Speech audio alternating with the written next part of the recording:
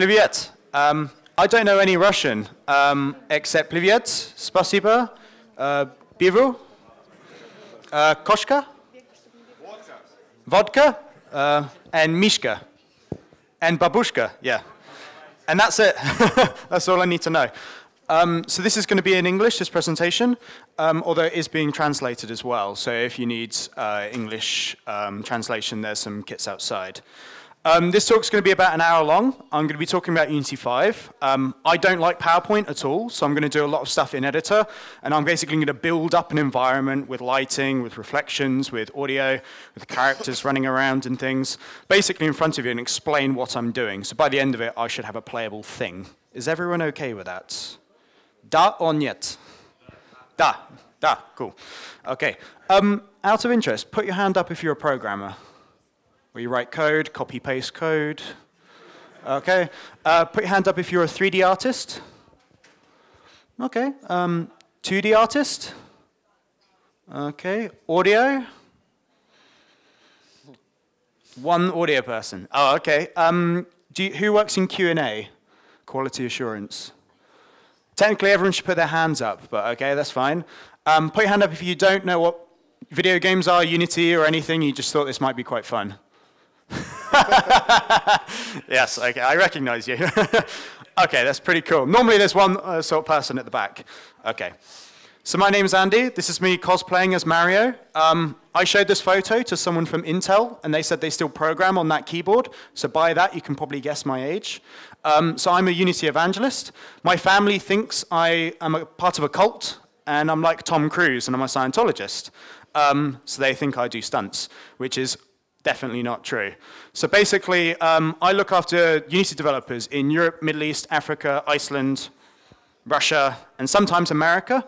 And basically, I learn all the new features in Unity, learn how it works, learn sort of what Unity, the direction it's going, and then I come and present it to developers either at conferences, in a gym, on a train, on a boat, to a dog, sabaka. Okay, yeah, so basically present it to anyone who's interested in learning Unity and making great games. As much as I like making games, I like playing games. So send games to me, I like playing them. So if you're at the concept stage, or you're making your game, or you're near the end, or sort of you need some advice, or oh, there's any features coming out for Unity, or have already come out, and you're interested in trying it out, please just send it to me either on Twitter or via email. And I'll leave my contact details up at the end, but I'll also be on the booth over there, so you can come say hi, hug me, whatever. Vodka, yeah. Okay, so at Unity, we have this big saying, so help developers to create, connect, and succeed. And that's a really difficult thing to kind of summarize. So create means we want to make tools that you can basically use to create any type of game, ranging from Hearthstone by Blizzard down to like Temple Run 2 to Rust. Do you all know Rust? Yeah. To basically sort of any sort of type of game, whether it's 2D, 3D, big AAA, or like a tiny little developer game. So we want to help developers to create by creating those tools. And the other thing we want to do now is help them connect. So after you release your game, what do you do? How do you find people to play your game? How do you know if players even like your game? How do you get people to share it via social media and things like that? So, and then hopefully succeed in the process. I'm going to focus on create, but then talk about connect at the end and sort of the new things we're bringing out in Unity. But I'm going to focus on create, because that's the fun bit. So we make a whole range of things. So for the last 10 years or 12 years or however long it was, we've traditionally made the Unity game engine, where you could basically create your content, build all sorts of games, then release it to a whole range of platforms, from mobile to VR to console, to whatever it may be. And we've started working on some other services now to help you to either test your games, to distribute your games, to analyze if your players are even getting past your tutorial, because obviously your game's not very good if 100% of your players die on level 1, to make money through video ads, and to also share your game content to either Twitter, Facebook, and YouTube, and things like that. Create. So we released a new version of Unity, Unity 5, and Unity 5.0 brings in a whole range of new features. And I'm kind of going to go through and rebuild up a scene from that. So we have this demo here, which is the Unity Labs. You may have already seen this. This is the one that Charles Francis, the guy with the big mustache that looks like Timothy Dalton or James Bond, is kind of lying seductively. And this is a big environment that basically shows off a lot of sort of the new things in Unity, from visuals into lighting, into physics, into all sorts of things. And you can actually download this entire project for free from our asset store and basically pull it apart, use your assets from it, understand what we've done. It basically shows off the whole sort of spectrum. But I'm actually just going to walk through it and show you bits. So we have this robot. That's obviously not Charles Francis. He doesn't have a mustache. So we have this whole environment here. We can walk around. The robot's sort of like got light on him. We've got some darker areas. We can jump and sort of fall off objects. We have UI that you know can pop up and float in the 3D space. We have audio. It's not Kiss from a Rose by Seal. We've got doors that open. And we sort of have light, and you see the light actually reflecting on the floor, which is pretty cool. We have rooms such as this, which is like a jazz listening room, so you can basically mix audio coming in and out. So unfortunately, he doesn't dance. Yeah. And then as you leave, basically, as the doors close, basically it dims out. So you have audio mixing, you have character running, jumping, you've got lights that are bouncing off different surfaces. Inside the glass, you can see that it's reflecting all inside there, and we have a light on the roof. And what I'm actually going to do now is I'm going to open up a new scene, and I'm going to rebuild this whole room from scratch in 30-ish minutes, 40-ish minutes. So I'm going to bring in all the elements, show reflections, lighting. This character will be running around, bloom, all sorts of really cool things. Right, so file, new scene. Niet. So I'm just going to save this because that's the most important thing. So what should we call this? Moshka room. Okay, so when you, in Unity, when you create a new scene, you already have this big skybox. So it's basically a big kind of horizon that basically adds lighting automatically. And a lot of sort of concerns people have with Unity in the past was visual quality. So it's easy to get things going in Unity and have things visualized and moving, but it's actually difficult to make it look good. So we've worked on a lot of sort of really low-level kind of really technical features that are really easy to implement. So a lot of them are these are just objects you can drop in, such as reflections or lighting, and it automatically works it all out for you. So we have here a big kind of horizon, like a skybox. You also have a light as well, kind of like to simulate a sun. And this light actually, as I rotate this light can actually automatically change the skybox from day to night. So you can already have a day to night cycle. I mean, that's a bit too fast. I don't know what, yeah. But what you can then do is you can basically now sort of automatically have a day to night cycle from just the things that you have in the scene. So what I'm going to do is I'm going to find this character and bring him in and zoom in on him. So you can see that this is just the default character. That's the default shader that's used in Unity for everything now. You don't have to use this shader, but this is basically the one that's kind of the standard. Now, guess what we called it? Standard shader, yeah, very imaginative. So with the standard shader, it allows you to build up and sort of control all sorts of different elements of your objects. And another thing we've worked on is that with the skybox in the background, you can apply nice lighting to everything in your scene. So beforehand in Unity, you had to like set up lots of different objects and say, it looks like this looks like this. And what we wanted to do is we wanted to integrate like a global sort of lighting so everything kind of looks the same and feels the same and has nice tones. So, for example, we can see here from this character, he kind of has a blue shine around him and kind of a white shine across the middle. And this is actually taken from the skybox. So if I bring in, do I have my skybox? Skyboxes. Yes. So if I bring in, for example, I have this skybox imported in, which kind of looks like this. So we've got sort of nice sun, yellow and blue hues. We have this skybox here, which is kind of like a desert as well. We've got this sunset, which is very, very different color. And we have sunny as well, so that's kind of a bit more cel shaded. So you'll notice that as I bring in this skybox and let go of it, you notice that it automatically updates and basically changes all the lighting in the environment. So out of the box, things kind of look sort of how they should be. And if I bring in this one, you notice it updates as well.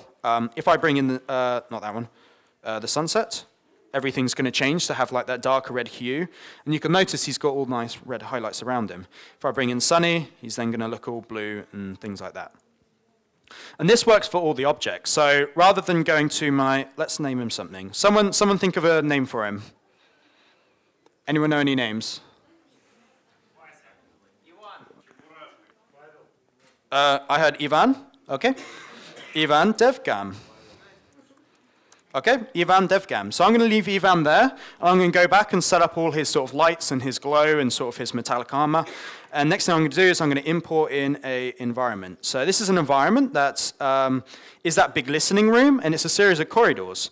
So if I bring this environment in already, and if I fly into it, you can see that this environment, just out of the box, already looks kind of like pretty, it looks okay.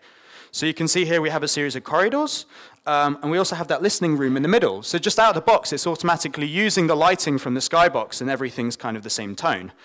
And if I zoom out a little bit and sort of have this environment here, you can see that as I bring in different types of skyboxes, so let's say like the red sun, you see it's automatically updating and kind of changing based on sort of what the color tones are. So automatically you can have sort of nice setups. But I don't want that one, I want this one. So this looks okay. So to me, I'm a bit of a stickler. To me, this doesn't look okay because this is an indoor scene. These are sort of indoor. There isn't really any sort of like roof or light or like hole for like the sun to come through. So I need to set this up to use indoor lighting as opposed to outdoor. So I could leave this. I could ship a game like this, and I'm pretty happy with this. Every object in here uses that same standard shader out of the box. It all uses the same shader, everything from the plants to like the cushion to the chair to the rug. But I want to set this up for indoor lighting. So to do this, I need to basically enable global illumination so that it works out how lighting is going to affect all the objects. That's really easy to do. You just go over to the objects and set them to be light map static. Yes, change all. So what this will do is it will bring up, it'll kill the screen. It was so powerful, it just... Oh, okay. So what you'll notice is they'll actually bring up a loading bar in the corner. So what we're actually doing is we're baking lighting already without a big loading bar. So traditionally in Unity 4 and sort of other software where you have to bake something, like a big loading bar appears in the middle, and then you go away, you watch Breaking Bad, Game of Thrones, come back after an hour, it's finished, it looks terrible. Okay, so you have to rebake it, go watch more Game of Thrones, come back, and I think I worked on a game for a week, a couple of years ago, and I spent more time watching Game of Thrones than actually making the game, which was really weird. So what we've done now is we actually have the baking of the lighting operating in the background. So whilst it's doing that, we can actually build the rest of our game and do all sorts of other things in the background. It's just automatically calculating it like that. Now, we can actually monitor this. So we have this new lighting panel, which allows you to change all the different elements about all the lighting in your environment. So you can change the skybox, you can add a light as a sun, you can change the intensity and things like that. And we also have sort of two different types of lighting. We have baked, which basically statically bakes all the shadows and everything into the environment. We have real time. Baked is boring, so I'm going to turn that off, and I'm going to do real time, because this is more interesting. And real time allows us to basically do a pre-bake in the editor, and then on runtime on the device, you can actually move lights around, have lights bouncing, have lights glowing, and it's already working out how that lighting is going to be affecting the geometry. So it's not going to be as expensive as before. We can set the CPU usage, so we have low, medium, high. I've never ever selected unlimited, because that's really worrying. I have no idea what it does.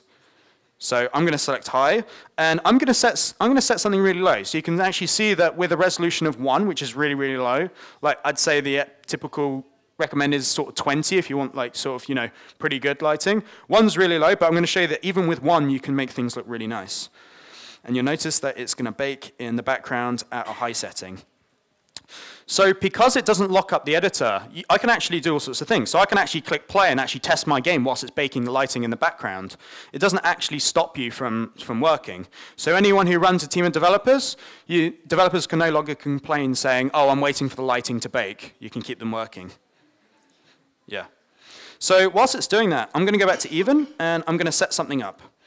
So we have Even here sort of positioned, and he looks okay, but he kind of looks a bit too plasticky. He looks like an action figure.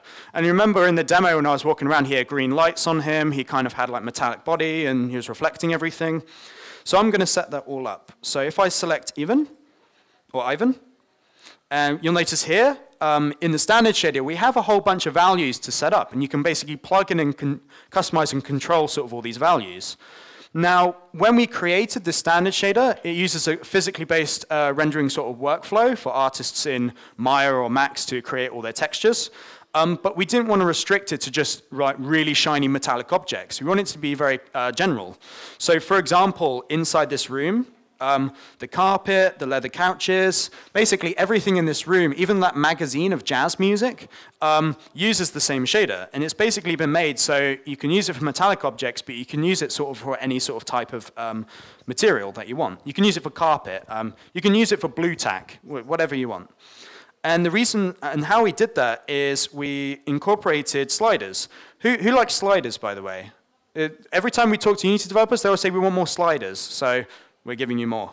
And with these sliders, it's very easy to specify sort of like how this material feels.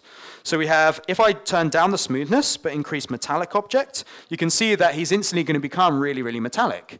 And we can also increase the smoothness as well. So we can make him like super metallic and super smooth.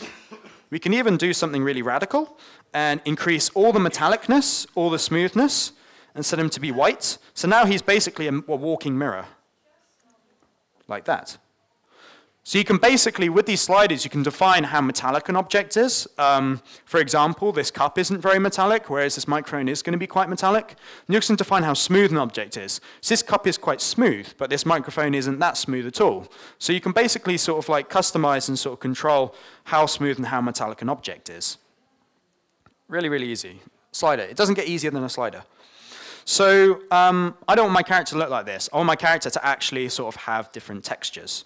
So we have here a whole bunch of slots, and you can basically build up these slots. So you don't have to use all of them. You could just use one of them. You could use none of them. So if I wanted him to be a mirror, I can leave him being a mirror. But what we've done is, with this character, he has a whole range of sort of textures that we can add to him. So the first texture that I'm going to add is a base color. So this is just a simple texture which our artist has created. And basically, it's taken out sort of any sort of shadows. It's basically going to use our new sort of like global illumination for lighting. So I can select my character. I can drag and drop that in. And he's already going to look like that. So yeah. He looks okay, but we want to make him a bit more. So another thing that we want to do is we want to add a normal map. So for example, along his rib cage, this is all flat, so we want to add a normal map that basically adds little grooves into his rib cage. So we have a normal map. Drag and drop that in there. And you can basically see that now you can actually sort of change the sort of accent of the normal map. So currently at 0, you can actually increase it and sort of like actually change the power of how the normal map applies to the object. So now our character, he's looking a bit better, but we can probably work on him more. Now, with this metallic slider, that's basically saying everything is metallic on this object. But that's not entirely true. You may have some objects such as, just trying to look for something. Okay, this is bad. Oh, okay, so for this column in the middle, the mirror is going to be very metallic and very reflective, whereas, say, the white sort of bit around it isn't very reflective. So you don't want to have a slider for each area. You want to use, say, a texture to basically define how metallic an area is. So we can do that. We have here Metallica Texture. Now, as traditional sort of like PBR workflow, we use sort of like the R channel to define how metallic an object is. So the lighter the R, lighter the red channel, the more metallic it is. And if I take this texture and apply it onto him, so basically, you can't really see it now, but when we put him in the environment running around, you'll be able to see that his rib cage is very, very reflective, everything around him. Whereas, for example, some areas here in the tubing isn't going to be as reflective. So we've added that in there. The next one is AO. So this is a map that you can add in that basically highlights sort of darker areas on your character. And this is kind of the one that really makes it sort of kick ass. So you can see that as we add AO, you can already see that it's already adding quite a lot of detail sort of around here automatically in the texture. And the last one, and my favorite one, is Emission. So Emission, basically, if I increase this, I can set him to be, let's say, pink. So he is now going to grow. He's now going to glow completely pink. So I can have a pink character running around automatically. Now I don't want him to be completely pink. I want him to just have, say, his eyes and sort of certain areas of his body to be pink. So you can see here we have a texture map, which looks like this. And basically this is going to define certain areas to be pink. So if I now select him and I now drag and drop that pinkness in, you can actually see that he now has sort of pink blasters on his hands. With that pink, we can actually increase it, so we can actually define sort of how much like sort of that area glows. Someone give me a different color, not pink. Green, okay.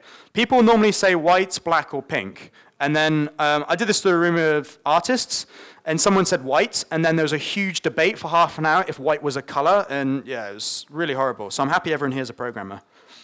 So you can see we're actually defining sort of green areas on this character.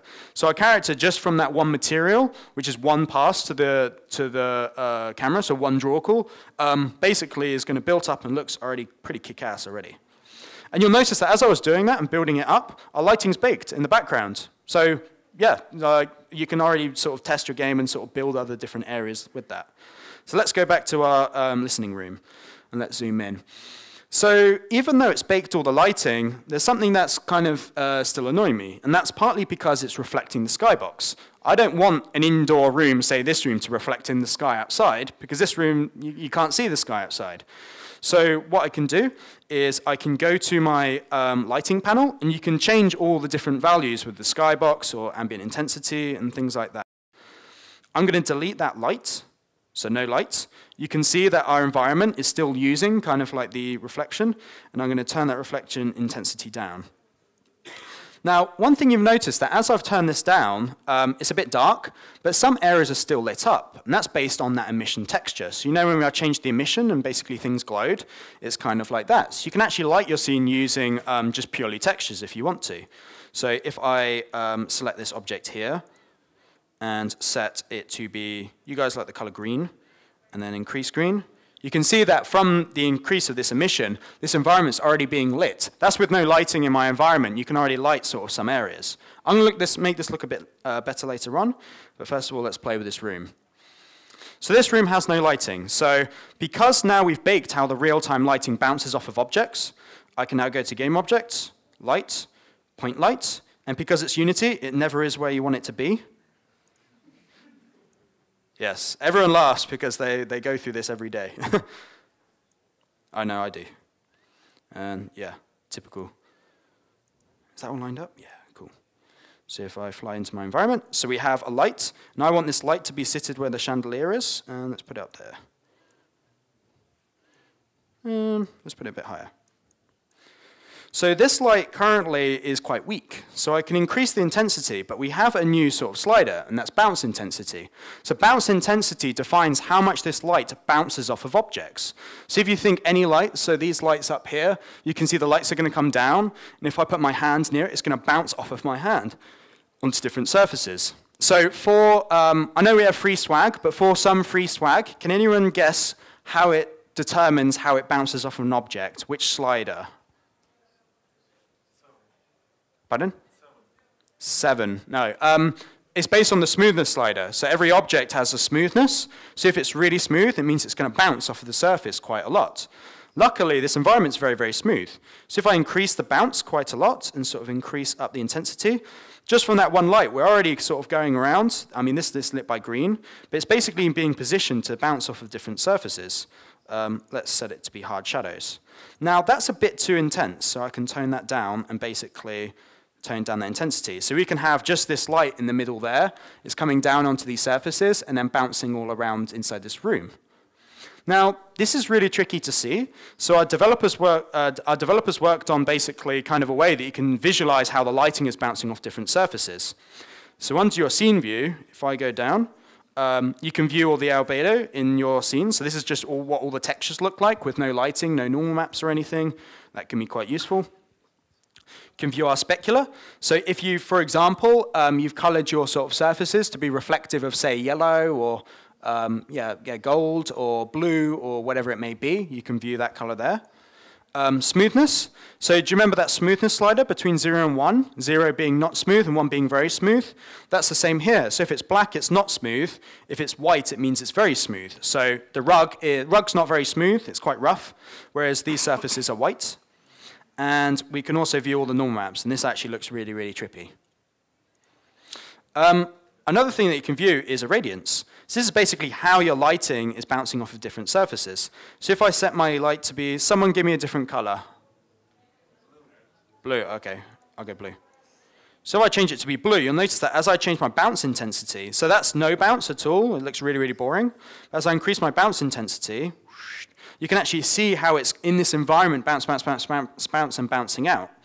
Now glass, this glass here that's around here, the smoothness is set to really, really low.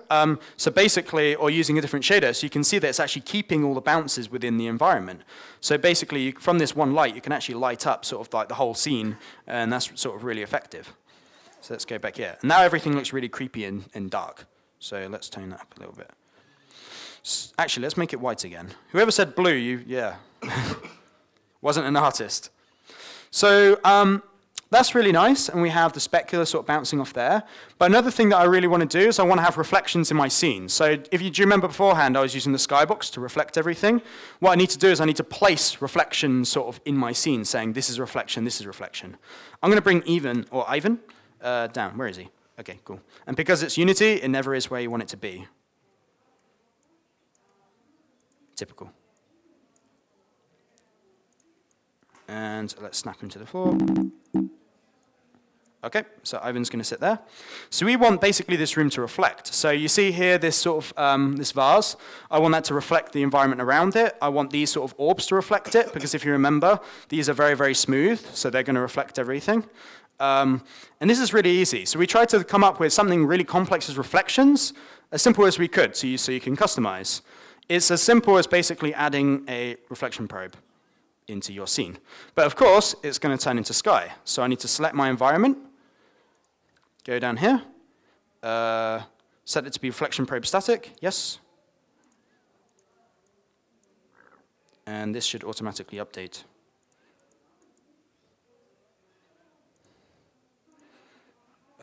Why no update?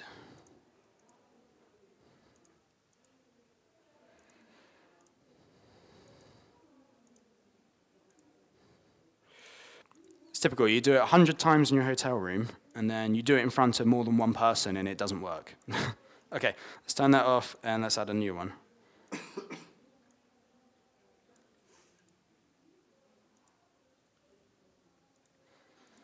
Okay, weird. Okay, so I've got my probe in this environment here. Let's try that real time.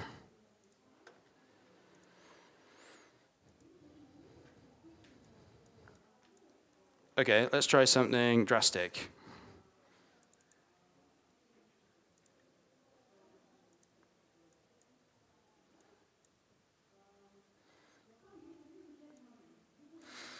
Okay, very bizarre. Oh, okay, there we go. I just deleted the skybox. Okay. So now what we have here is we have basically an orb, and this is a point of reflection. And what this is doing is it's basically taking a snapshot up, down, in all the faces. It turns it into like a big orb, and basically then it's applying it to all sorts of objects. So if I zoom out, you can see I've got this big box. So can anyone guess what this big box is for? For free swag. Pardon? Yes, so basically everything inside this box will use that reflection. It's not Minecraft. So if I position this, basically this is really handy because what I can do is I have a little edit tool, and you can basically then sort of define and sort of pull out, and because it's Unity, I have to position it. I can basically define everything inside this room is going to use this reflection. So I'm going to overlap it into this room a little bit, and I'll tell you why in a second, and pull that out there.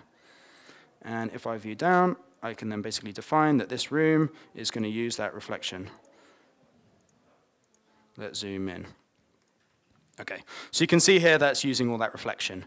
Now, to test that as seeing the reflection, if I already fly to here, you can actually see that it's reflecting kind of that environment onto the roof there. And we can also select the probe. And basically, with that probe, I can increase the intensity, so you can see how intense that reflection is. And that's pretty intense. Now we have this probe in this room, as well as sort of changing the bounds, we can also change where the probe is actually going to be. So I can actually say, I want my probe to be here. And you'll see that if I go into here, you actually see kind of like all the weird, all the light and kind of all the reflections. You can see like here, we have the big green sort of like room through there as well. And you can basically position it all around. But that's quite intensive. Cool. Another type of reflection we have is box. So by default, everything in the probe is going to be spherical in how it reflects. Now, because we're using quite a square-shaped room, just like this room, if I set it to be box projection, it's going to project everything like a box. So here it's like a sphere, and here it's like a box. So it's basically great for like box-like rooms. So you can see as I go in here, it's going to be reflecting sort of, you can see already sort of it's projecting onto the roof here and view how it's looking. Now, we obviously don't want one reflection probe, we want to have two. So one thing our developers worked on is blending between the probes. So you can actually combine probes and overlap them into certain places. So if I take this one probe, actually let's make another one, another probe. I can then position this probe just to be in this room because we want everything in this room to sort of talk to this probe. Now, because the probes have their own sort of two boxes, so you can see we have the big yellow box for the whole room and a little box for the small room in the middle. Those will automatically blend together, and any objects that pass in and out also blend them as well.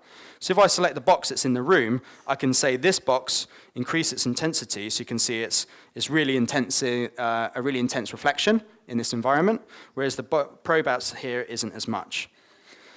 Now, I was talking a bit earlier on about the emission here, and you notice that when I walk through the room, Unity Labs beforehand, you see all the reflections on the floor. Well, one thing I can do is I can add a probe into this room, if I click it correctly. So I can add a probe into the middle of this room. The box, actually, yeah, that box works out kind of fine. I can overlap that box, so basically I can overlap it into two rooms. So if one room's blue and one room's red, or one environment's gray and one environment's yellow, as something passes from one to another, if you don't overlap them, they'll just pop between red and green, and it looks really horrible. Yeah, hang on, what's it?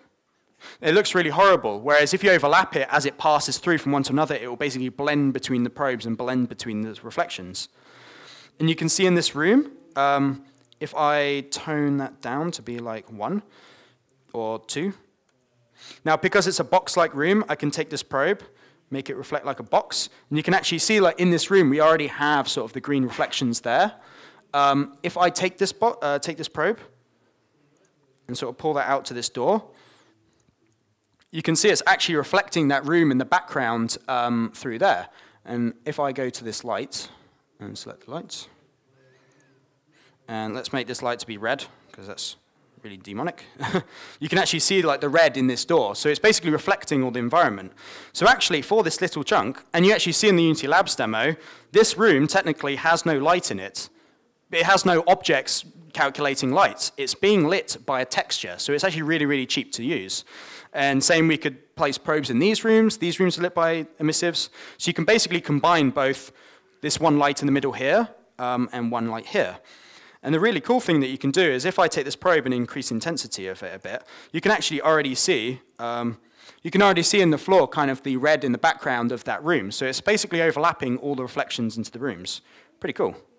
And you can see that as our character's here, he's also reflecting. So like I said earlier on, you can see the metallic reflections in there, whereas his body paint isn't as reflective. So you can see he's already in this environment being lit here.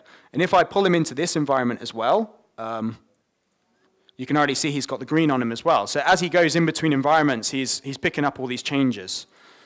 Pretty cool, eh? Da? Niet? Awesome, cool. So I'm kind of running out of time, so I'll show you a couple more things. Do I have 15 minutes left-ish? Okay, I'll get in trouble. One thing we've worked on, one thing a lot of people were complaining about is in Unity, it's quite difficult to it's easy to bring things in. It's quite difficult to sort of get going with, say, a character running around, or a car driving around, or a ball running around, rolling around, or having trees and stuff. So what we've done is underneath assets, import package, you can see here we've worked on a whole series of packages. So if I need a 2D character running through this environment, I can bring in this 2D character, which I think is a robot or a a robot or a potato. I can't really remember. We have a whole range of cameras, either like CCTV cameras or over-the-shoulder cameras. We have characters, so first person, third person, rollerball, image effects. We basically have all these things that out of the box I could have fire or water sort of in this room. So I've already imported in my characters. Oh, okay, maybe I haven't. So if I go in here, and where's my camera?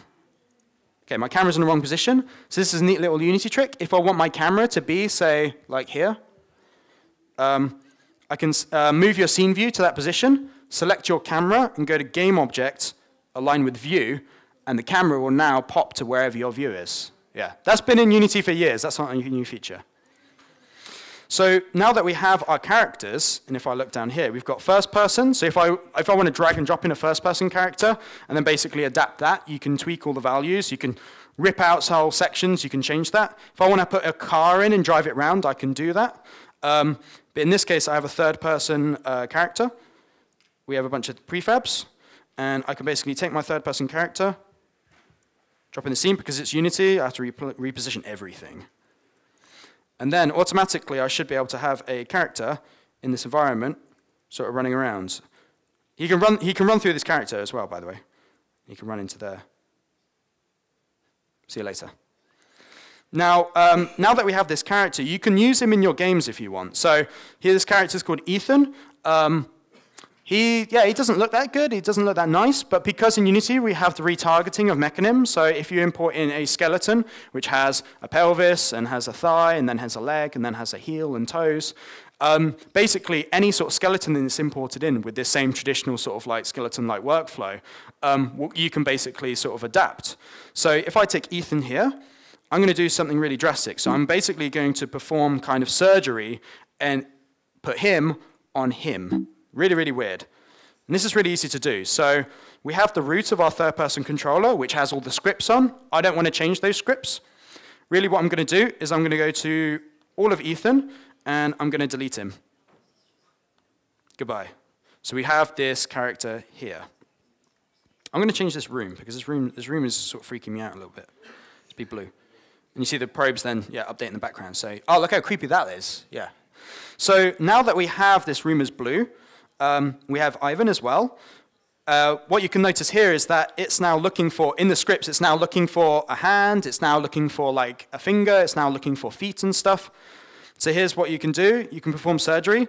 I can select all of this robot here, attach him into your third-person controller. Yes, don't worry about that. Delete Ivan. And then now we have this character. He's kind of offset, but that's fine. And then now we can basically say, don't look at the skeleton of Ethan, who's this size. Look at the skeleton of the big dude, who's sort of this size. So I can then select that. So now, automatically, in my game, I have nice red-blue lighting. I have my character running around. He can run into this dark corridor. You can see it's all green and stuff. And you'll notice that as I run from blue into red, he actually blends between sort of like the reflections. So he goes red into blue sort of nicely. And he can jump as well. And he can run off screen, so I can't actually see where he's going. Yeah. So you can kind of combine all these different bits and pieces all together. So that's kind of that room. Obviously, it doesn't look anything like sort of that main room that I look like, but I thought I'd play around with the lighting. So you can actually download this demo completely from the asset store. So if you go to the Unity Asset Store, which is, we can download and sell assets and things like that. And Conference Wi-Fi is clearly up to its name. Good old Conference Wi-Fi. Underneath Unity Essentials, if I open that up, you can see here we have all our packages and projects. You can basically rip apart. You can use them in your games if you want. So here we have a survival shooter of a little boy who has a nightmare, and you shoot zombie teddy bears called Zombears. We have a whole Viking village. We've got a 2D turn-based game. And we also have in here Unity Labs, which is basically that whole demo of all the animations and everything. And you feel free to sort of use them and pull them apart and use them in projects. And please let us know when you use them, because we like to see what people do with them as well. People do all sorts of really interesting, weird things. So I'm drastically running out of time. So how many people here make 2D games? OK, cool. So you're probably thinking this is completely useless to me, right? So you can actually take that standard shader, and that's everything, and apply that on 2D objects. So you can actually have 2D objects that are reflective, and you can have the lighting also sort of tying in with that as well. So that's sort of new stuff in Unity 5 and new lighting. So I'm going to do something completely different now. I'm going to go in and play with 2D physics, which are super fun to sort of demo and show off. So if I open up this 2D physics demo, so it's sort of the same engine. So that was 3D, and now we're in 2D. So what we have here is we have a couple of demos. So actually doing sort of new 2D features is quite tricky. Because a lot of sort of 2D is based on kind of like the visual style and the artist workflow. So we decided to work on tools in the editor such as physics effectors that attract or repel to an area, or 2D tile map systems, so you can actually drag and drop in tile maps and things like that, and basically all those sorts of different things. So this is kind of a variety of what our developers have made. Our dedicated 2D team. So we have here an area effector. Now, it's quite tricky calculating physics, like attracting repel from a location, or being like wind, or like an oil slick. So what we have here is, in this area, everything's being pushed in a direction. So it's with no code. Well, the only code that I have basically spawns loads of coins. Basically, with no code, you can see they're shattering off because they have no gravity, that the coins are then being pushed into the different zones. So you can have wind, you can have an oil slick, automatically setting this all up. I had this on my screen all day, and it's actually kind of therapeutic to have. Yeah. So that's kind of whole areas. Here we have Angry Birds, planet demo. So what we have here is we have a couple of sort of planets. So each of these planets basically has a gravity effector that basically says everything sort of attract and repel from this position. So you can see that all these asteroids are then going to get sucked into the sort of the center of these planets. So this is just defining, at this point, pull everything into this point. So without any code, the only code is to spawn the asteroids. We can already have things kind of pulling and bending and sort of moving around. So we can actually change this value. So I've selected one of them, the one in the top right-hand corner. And currently it's got force magnitude -10. Someone give me a different number. 50. People are boring and say 11. Yeah. So 50, let's do -500. So now what it's going to do is it's going to pull in that asteroid into the point really, really fast. So I think it's the top right one. So, pew, yeah. So you can actually pull and change these things to automatically pull in. And as well as sort of pulling things in, you can do it the other way. So if I do positive 5,000, you can guess what it's going to do. Yeah, it's going to send them away. So it's going to basically like pull them into the point and then send them away sort of like quite quickly. So that's kind of attracting and repelling. And with this, we can do all sorts of like really cool sort of like little games. So with sort of, you know, I think like 3 lines of code or something, we can basically have a game. You can see here that we have the big green bubble. We can actually make a game where we attract all the coins. And then you can actually change them as well. So typically our demo team choose really boring numbers like -10.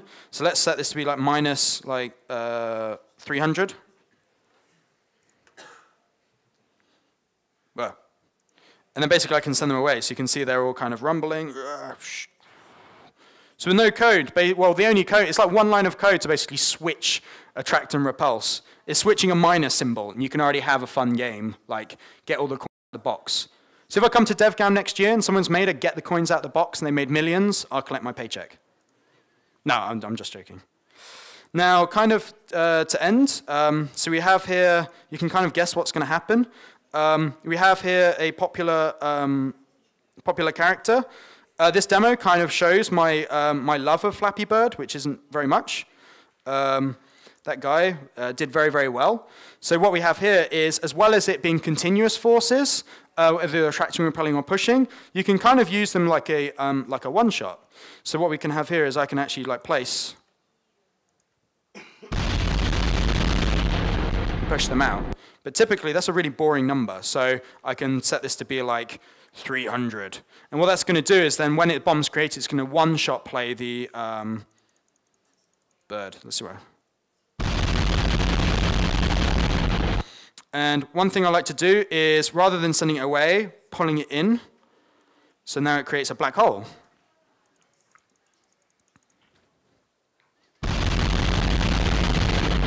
Yeah. So just with like one line of code, you can actually have like a lot of fun with all this new physics. So basically, our 2D team is working on all sorts of...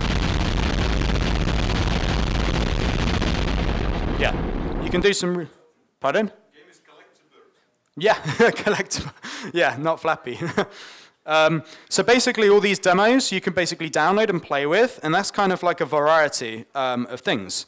So I've got 5 minutes left, and then she's changing it to a 1 minute slide, so I'm in trouble soon. So we've got physically based shading. So this is a Viking village demo that you can download, and everything in the scene uses the same shader from the straw, basically that one shader with the sliders.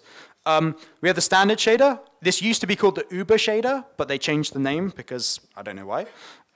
Reflection probes, you can have nice reflections in the environment, just like how I showed you. Geomerics and lightens, this is the same lighting system we have in Unity 5 is the same one they use in Mirror's Edge, Battlefield, and basically all these big games. So you can have that running really nicely. Brand new UI system, so this completely new UI system, you can position 3D, 2D, all sorts of things like that. We have a new audio mixer. So I could talk about the new audio mixer for probably about 4 days, but DevGam's only 2 days.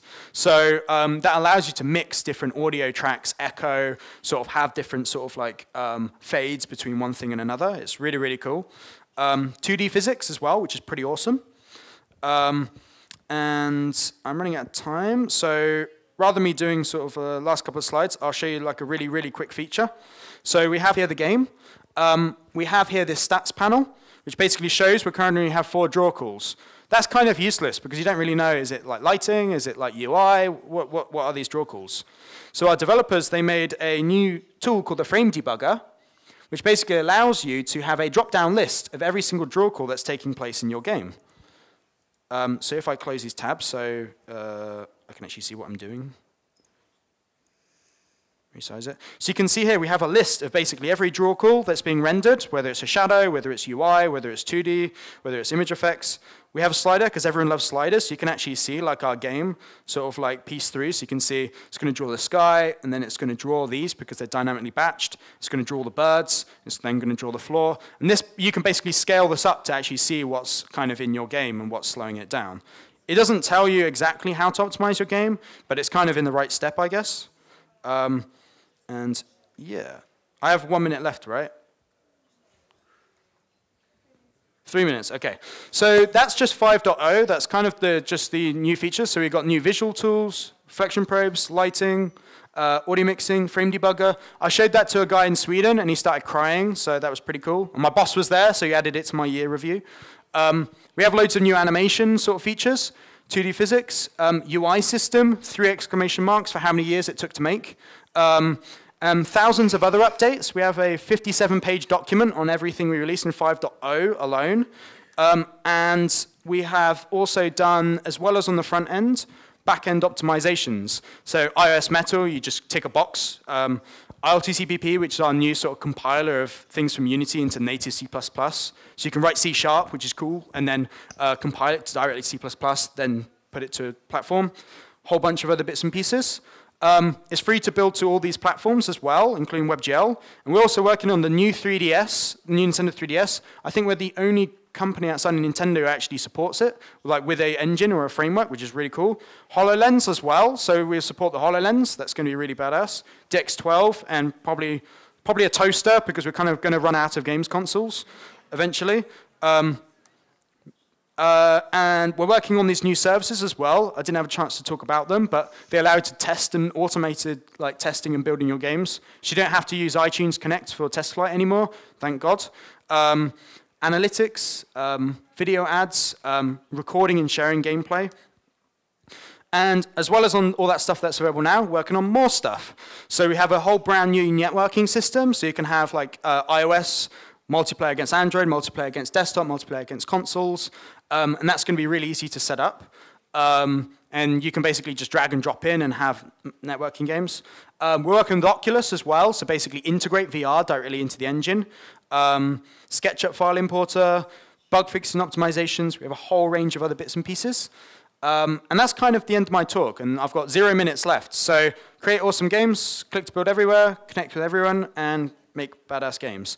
Rather than questions, just come find me on the booth. We have loads of Unity people, some that speak a lot more Russian than I do, so that might be quite useful. just come up, say hi. We'll be around all day. And spasiba.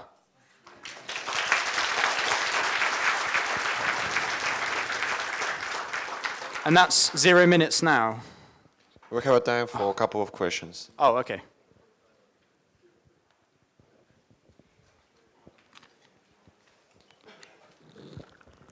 I just want to ask about new shader, about metallic texture, and so you can put metallic in R channel, you can put smoothness in alpha, and why the blue channel isn't using for anything. I mean, you can put an ambient occlusion in green channel or a height map, but is there any reason why blue channel is empty? Yes, there is. So when we were coming up with physically based rendering workflow in Unity, there's no standard in the industry. There's people saying you should do it this way, people should do it this way, people should do it this way. So what we decided to do is we decided to hit both areas. So with the, if I find my character and just bring him in. So with my character, you can see here we have the standard shader, and the standard shader uses the metallic workflow where it uses the R channel, because a lot of developers were like, oh, we're already using the R channel for our metallicness, so Unity must do it as well, because that's how we do it. And there's some other people who use a different way, where basically they don't define how metallic an object is. So grass, you can't really define how metallic grass is because it's not metallic. So basically we did the other way, which is the specular setup, which allows you to basically, I don't have a demo of this, but it allows you to put in different colors and use all sorts of different channels. And the specular setup is actually based on how Pixar do stuff. So, I mean, if there's going to be one company you're going to base your graphics on, it's going to be Pixar, because when you see their movies, it's like their hair looks like hair, their grass looks like grass, their slime monsters look like slime monsters. So we have both metallic for kind of the traditional, I guess, traditional way of doing it, but we also have specular for the other way of doing it, so the way that you just said. Now, the reason why I use metallic on this character is because he's a robot. He's a metallic robot. But you can use the specular as well if you want. We put both ways in just to, so everyone's happy. Because, yeah, funnily enough, we learn no matter what you do, someone's always annoyed. Thanks. And one more question. Why the new standard shader is using glossiness or instead of roughness, smoothness?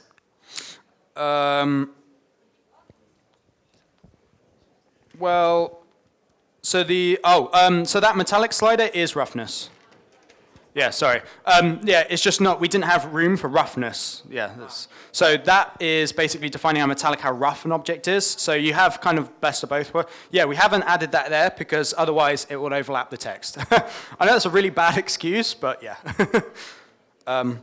Yeah. One more question.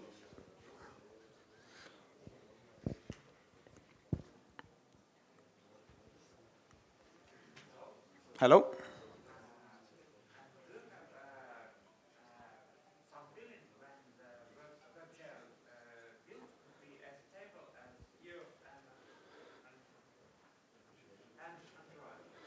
Okay.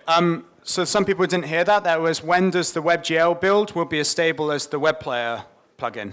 So you can already build from Unity. So if I go build settings, you can obviously build to all these platforms. So we have the web player with a plugin. We have BlackBerry if you want to target 2 people on planet Earth. We have WebGL as well if you want to target a browser without a plugin. Sorry, I had to have a subtle dig at BlackBerry. So basically, we're developing the web player and the WebGL at the same time. So basically, web player for old browsers and WebGL for sort of new browsers.